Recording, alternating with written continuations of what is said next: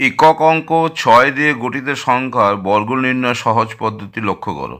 প্রথমটা তো সকলেই জানো, এটা আর বলছি না। পত্রটা শুরু করছি, দেখতে থাকো। দেখো ৬৬ স্কোয়ার কীভাবে করছি। একক অঙ্ক দেখো, সব ক্ষেত্রেই ৬ বসাবে। এরপরে তোমরা কি করবে, দুটো ৬ থাকলে একটা ৫ বসাবে। ৬-এর আগের সংখ্যা হচ্ছে ৫, তাহলে দুটো ৬ থাকলে একটা ৫ বসাবে। ৫-এর আগে সবসময় ৩ হবে।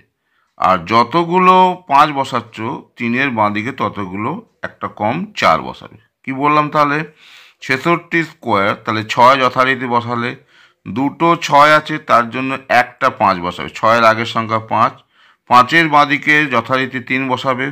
আর ৩-এর বাঁদিকে হবে এখানে যতগুলো ৫ হচ্ছে বসাচ্ছ এখানে ততগুলোই ৪ বসাবে। এবার পরবর্তী স্টেপগুলো তোমরা তাহলে লক্ষ্য করে দেখো।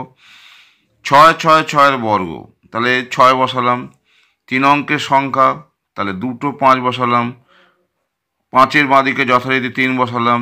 আর ৩-এর বাঁদিকে যতগুলো এখানে ৫ বসিয়েছি ততগুলি এখানে ৪ বসাচ্ছি। বুঝতে পারছো তাহলে? একইভাবে পরের স্কোয়ারটা দেখো, একই রকম। একক অঙ্ক ৬ বসিয়েছি, ৪টে ৬ আছে, তাহলে ৩টে ৫ বসালাম। ৫-এর বাঁদিকে যথারীতি ৩ বসালাম। আর ৩-এর বাঁদিকে এখানে যতগুলো ৫ বসিয়েছি এখানে ততগুলোই ৪ বসালাম। তাহলে দেখো এর বর্গ সংখ্যা কী দাঁড়াচ্ছে। অনুরূপভাবে তোমরা দেখো ৫ অঙ্কের সংখ্যা, ৫টা ৬, এর বর্গ তাহলে একইভাবে লক্ষ্য করে দেখো। ৬ হচ্ছে, ৫টা ৬ আছে, তাহলে এখানে ৪টে ৫। ৫-এর বাঁদিকে যথারীতি ৩, এটা সবসময় ৩ই বসবে। আর ৩-এর বাঁদিকে দেখো যতগুলো ৫ আছে ততগুলো ৪ বসালাম। তাহলে এই ৫ অঙ্কে ৬ বিশিষ্ট ৬টা ৬, ৫টা ৬ আছে এরকম সংখ্যার বর্গ যদি হয় তাহলে আমি না করেই বলতে পারি যে এর বর্গ সংখ্যা কী হবে। তাহলে এই যেটা বললাম এর নিয়মগুলো আমি এখানে দেখাচ্ছি, তোমরা এগুলো দেখে নাও। আশা করি তোমরা এটা পড়লে ভালোভাবে বুঝতে পারবে। এবার আমি একই রকমভাবে যদি একক অঙ্ক ৯ থাকে তাহলে যে সংখ্যাটা হবে তার বর্গ আমি কিভাবে নির্ণয় করব। প্রথমটা তো সকলেই জানো, ৯-এর বর্গ ৮১ হয়।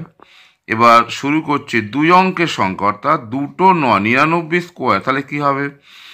এরকম সংখ্যার ক্ষেত্রে সব যখন ৯ থাকবে একক অঙ্ক চোখ কান বুঝে ১ বসিয়ে দেবে। দেখো আমি এখানে ১ বসিয়ে দিয়েছি। এরপরে ১-এর বাঁদিকে ০ বসাবে। কতগুলো ০ বসাবে না, যত অঙ্কের সংখ্যা থাকবে। এখানে ধরো দুটো ২ অঙ্কের সংখ্যা আছে, তাহলে একটা ০ বসাবে। যদি ৩ অঙ্কের সংখ্যা থাকে দুটো ০ বসাবে। যদি ৪ অঙ্কের সংখ্যা থাকে ৩টে ০ বসাবে। এইভাবে তোমরা লক্ষ্য করতে থাকো। ০-র বাঁদিকে সবসময় ৮ বসাবে। আর ২ অঙ্কের সংখ্যা হলে যেহেতু এখানে একটা ০, তাহলে এখানে একটা ৯ বসাবে। দেখো ৩টে ৯, তাহলে আমি দুটো ০ যেমন বসিয়েছি তেমনি দুটো ৯ বসেছি। ৪টে ৯ থাকলে দেখো আমি ৩টে ০ বসেছি, মানে একটা কম। আর ৮-এর বাঁদিকে তাহলে ৩টে ৯ বসেছি। এইভাবে দেখো এখানেও সেই একই রকম নিয়ম। একক অঙ্ক যথারীতি ১, যেহেতু এটা ৫ অঙ্কের সংখ্যা তাহলে আমি ৪টে ০ বসাচ্ছি। ০-র বাঁদিকে সব ক্ষেত্রেই দেখো ৮ বসাচ্ছি। ওকে, তাহলে ৮-এর বাঁদিকে দেখো যতগুলো এখানে ০ বসেছি ঠিক ততগুলোই ৯ বসবে। তাহলে আশা করি তোমরা না করেই দেখতে পাচ্ছ যে সবই যদি ৯ থাকে এরকম যদি সংখ্যার বর্গ আমি না কষেই জাস্ট বিকল্প পদ্ধতি অনুসরণ করে সহজেই তাহলে করতে পারছি। এইভাবে আমি নিয়মগুলো দেখাচ্ছি, তোমরা এগুলো দেখো, দেখলে আশা করি বুঝতে পারবে। তাহলে তোমরা একক অঙ্ক ৬ এরকম সংখ্যার বর্গ শিখলে, আর একক অঙ্ক ৯ হলে তার বর্গ করতে হয় কীভাবে তোমরা শিখতে পারলে। তাহলে আজ এখানে শেষ করছি।